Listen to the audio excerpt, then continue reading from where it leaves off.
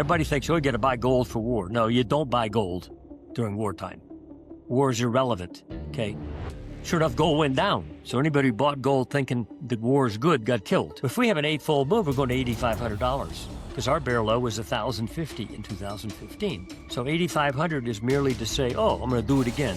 Big deal. Even J.P. Morgan recently came out with a projection. I think it was fundamentally based. 9,200, I think, was their number. I think we've made the low.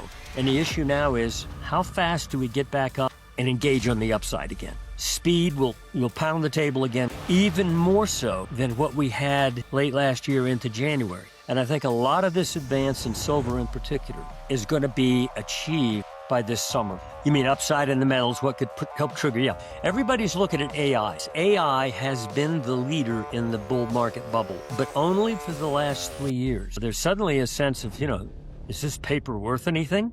Is this really an alternative asset category? When that kind of doubt hits that kind of market, talk about fuel for gold. Let's talk a bit about precious metals. Are we currently seeing a healthy consolidation breather, or do you believe that the next leg higher is already underway?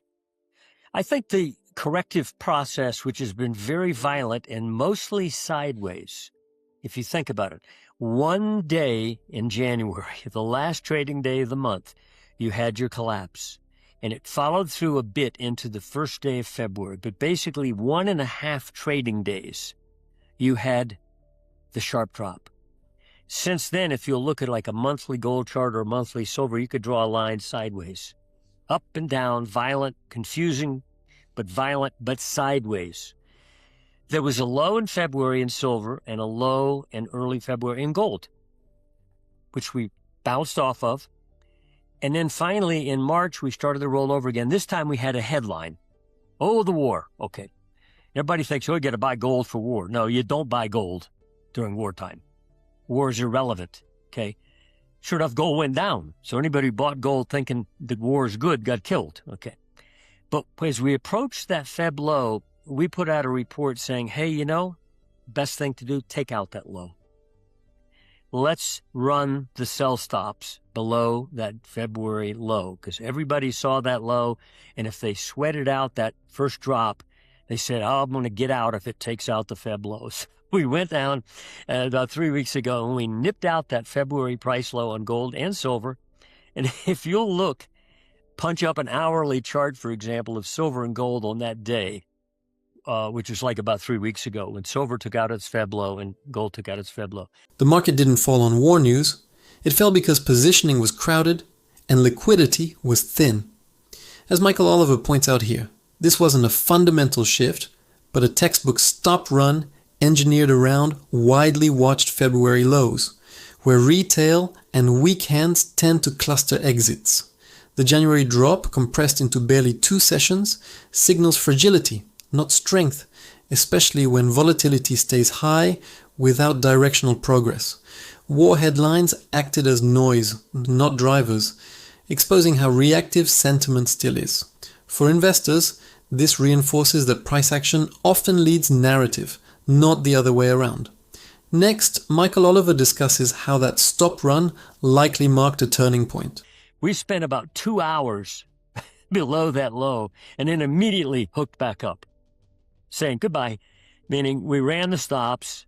Anybody who was still waiting to exit, we kicked them out, fine, and then we corked right back up in the middle of the range.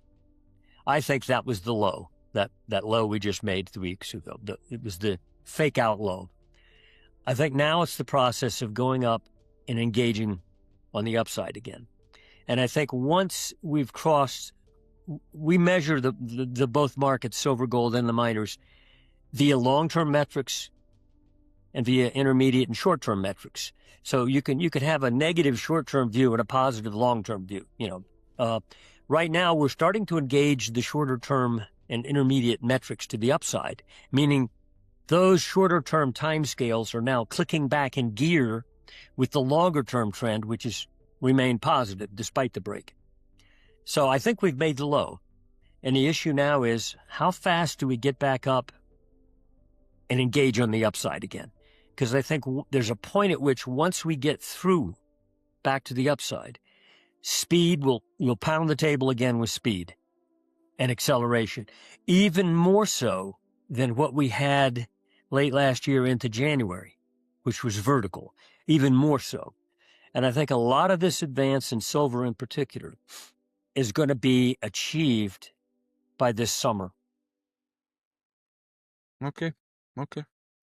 Mike, you warned about the potentially severe bear market. What are the most fragile areas in today's market structure that could trigger that move? What looks like a breakdown often turns out to be the final shakeout before momentum flips aggressively. As Michael Oliver points out here, the brief 2-hour move below key support wasn't weakness.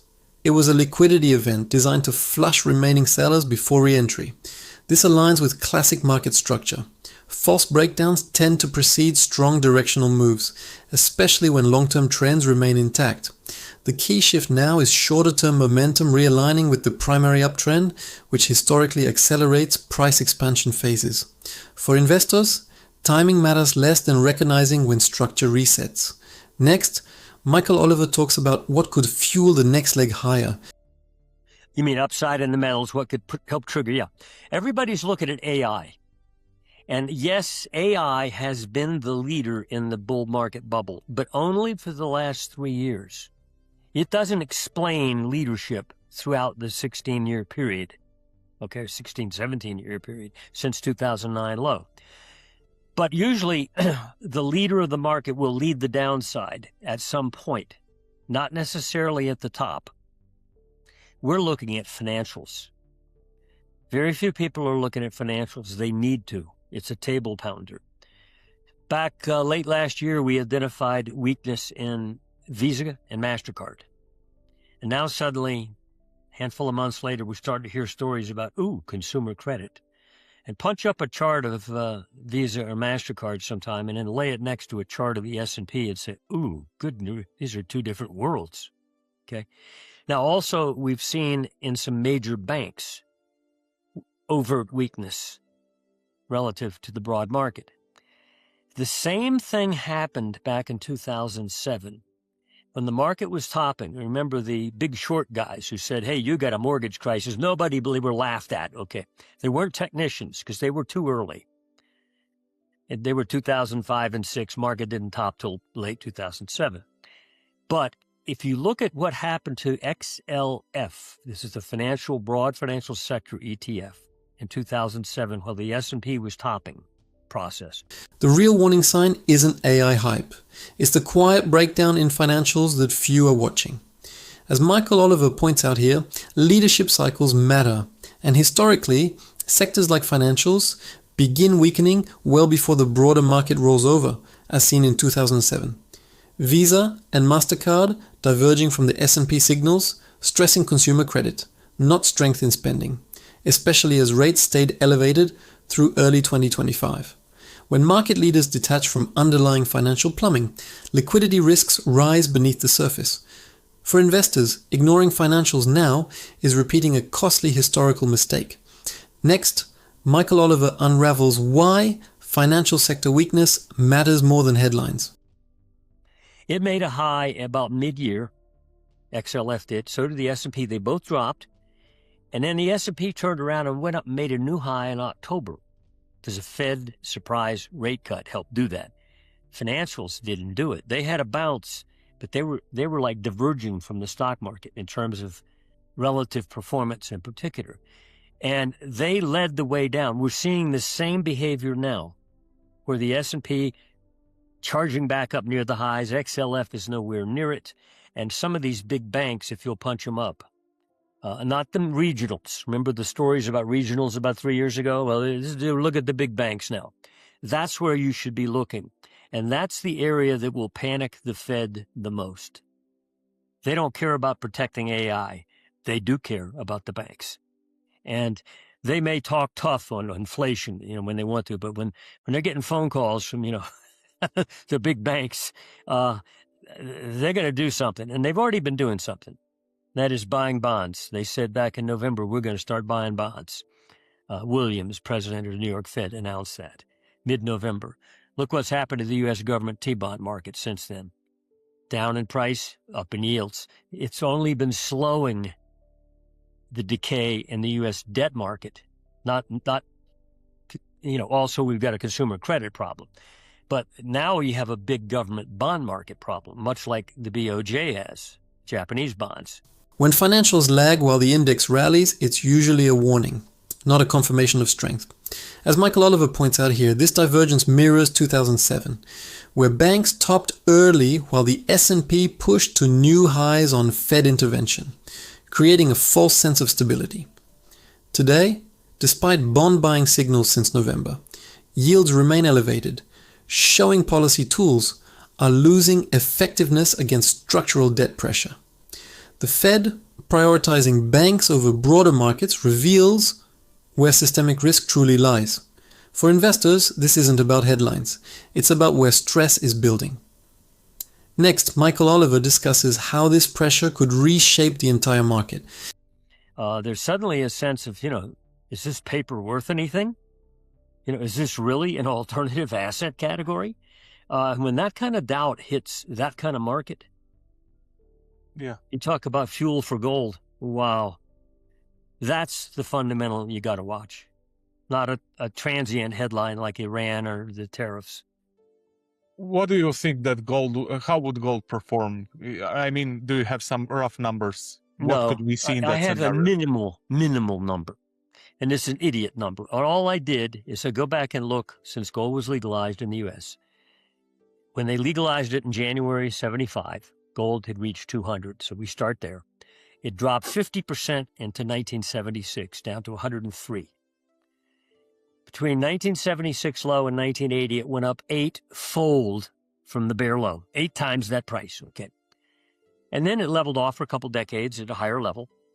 And in 2000 and 2001, it made a low in the 260 area, $260 an ounce. And over the next 10 years, it gained eightfold. Again, different reasons, et cetera, really the ongoing reason, the decay in the money in it. Yeah. An eightfold move. It had 2 eightfold moves under far less explosive, dangerous situation than we're facing now. The real trigger for gold isn't geopolitics. It's when investors start doubting the value of the system itself. As Michael Oliver points out here, those historical eightfold moves didn't come from headlines, but from deep monetary erosion, where confidence in currency and bonds quietly breaks down. Today's backdrop: rising debt, persistent inflation pressures since 2021, and weakening bond demand mirrors early stages of those cycles more than most admit. The uncomfortable truth is gold moves when trust collapses, not when fear spikes. For investors, that's a structural shift, not a trade. Next, Michael Oliver shows how those historical patterns translate into future price targets. If we have an eightfold move, we're going to $8,500 because our bear low was $1,050 in 2015. So $8,500 is merely to say, oh, I'm going to do it again. Big deal. Even J.P. Morgan recently came out with a projection. I think it was fundamentally based, whatever their mode of analysis. I didn't read it. I just saw the headline. 9,200, I think, was their number. Okay. At least we're getting some honesty from the big banks, and that type. And also Morgan Stanley, chief investment officer, some months ago said, hey, quit this 60-40 rule of portfolio allocation, stocks, bonds, add 20% gold into that and cut your bonds by 20%. So there's an underlying reality here that exists, and it is not dependent upon the Iran thing. It's dependent upon other bigger things that are already built into the system, so to speak. Yeah. Mike, when the shift to general bear market finally accelerates, do you expect a gradual decline or a sharp disorderly repricing? There is a level at which we could see a sharp stock market drop, but we are nowhere near it in price right now. And it's not price-based. It's based on annual momentum. Big banks quietly adjusting their models often matters more than their public narratives. As Michael Oliver points out here, projecting gold toward $8,500 isn't speculation. It's a simple repetition of historical cycle behavior tied to monetary decay, not hype. What's more revealing is institutions like JP Morgan and Morgan Stanley shifting away from the traditional 60-40 portfolio, signaling declining confidence in bonds as a stabilizer. That's a major structural change investors shouldn't ignore, especially after bond volatility since 2022. The real story isn't price targets, it's asset allocation quietly evolving. Next, Michael Oliver discusses what could trigger broader market instability. Right now, we can see a topping process and the first phase of the market be an arduous zigzag process with no collapse panic type event. That's the thing that the people who invest in gold miners are so panicked about, is that collapse type event. I don't think there is one for a while. And we inform our subscribers as to what level that is, but right now it is not an issue. I think the first phase of the bear will be much like 2007 and 8 was, which is arduous, confusing to most people. And even the .com didn't collapse. NASDAQ 100 dropped 82% during that 2.5 years. S&P dropped 50. There never really was a crash event in that whole bear market. Gold went up all during that time, by the way. So anyway, no, I do not see. I see a potential, but it's not near at present levels. And at that point in time, by the way, let's say it does crash. Let's say that's later this year. You get down to the levels that we're talking about. Where would gold and silver already be? Maybe silver will already be 300 to 500. And so it says, hey, yeah, I'll have a correction now. Okay, fine. Who cares? The biggest misconception investors hold is expecting crashes to happen quickly and cleanly. As Michael Oliver points out here, bear markets often unfold as slow, grinding declines, like 2007 to 2008, where confusion replaces panic and portfolios bleed quietly over time. The Nasdaq's 80% drop didn't come in a single event, and today's conditions, tight liquidity and uneven earnings growth, suggest a similar drawn-out process rather than a sudden collapse. That changes how you manage risk, especially in equities versus metals. For investors, patience and positioning matter more than timing a crash. Next, Michael Oliver unravels where commodities fit into this transition. Mike, final question. If we are in transition from equities to commodities, how should investors actually position themselves during the period of consolidation and potential breakout? Right now, you mentioned commodities, by the way, and I think that's a place for long-term investors to consider. It is probably as cheap as it has ever been. Agreed. I mean, Bloomberg Commodity Index, and don't forget nominal prices. Factor in money supply growth, okay? Look where Bloomberg was in 2008. It was 237. Right now, we're 130-something. Okay, we're about half the level of the price then. 2011, it was 170. You know, and we just broke out last October. We measured that the Bloomberg is reasserting itself into a new bull trend. This is before oil even woke up. Okay, oil finally got a buy signal by our metrics in January, well before the war. Yeah. Price then was $65. Okay, and then all of a sudden you get the headline. So, but broadly speaking, I think an investor who looks at commodities and commodity-related stocks is looking at the right place for the next couple of years. And you don't need to use leverage because this is not I don't think it's going to explode like silver and gold. Commodities look boring right now, and that's exactly why they're becoming attractive. As Michael Oliver points out here, even after inflation and money supply expansion since 2020, the Bloomberg Commodity Index remains roughly 40 to 50% below its 2008 peak, revealing a major valuation gap. This isn't about short-term momentum, but long-term reversion, where under-owned sectors begin outperforming as capital rotates away from crowded equities. The breakout since October suggests early-stage positioning, not late-cycle hype. For investors, this is about patience and allocation, not leverage. But I think it's a great investment place to be with very low risk and very high reward potential. And stocks related there too. The only caution I would give right now is don't now buy oil, even though we're bullish on oil, and don't buy oil-related stocks. Wait for a downside flush to shake out the war chasers. Guys who buy war news usually buy high, and they get kicked. And then in this case, I think the trend is up anyway. That just exaggerated it a little too much too fast. And so you could easily see like oil drop back in the 80s or something. And so as far as the oil category of commodities, I think I'd wait a bit for a sharp pullback. But basically, that is a place to be for the next couple of years. Yeah, even if we see de-escalation, do you think that the oil market could be oversupplied? No. No. It's the reason for oil to go up, in my view, is, and we analyze it technically. The technicals say I'm going up. Okay, is it's dirt cheap. Mm-hmm. It's cheap in relation to its own prior highs. It's half the price it was back when we put out our buy signal at 63 or higher, and it closed that month at 65. It had highs 140, 130 over the last decade and 15 years or so. And when you measure oil versus the S&P, plotted as a spread chart, relative value, or even measure oil versus the Bloomberg, it's in the middle of a multi-decade range in relation to overall commodity prices. So it's not overpriced there. So basically, oil is cheap relative to. So the fact that there might be new supply doesn't discount the cheapness of it.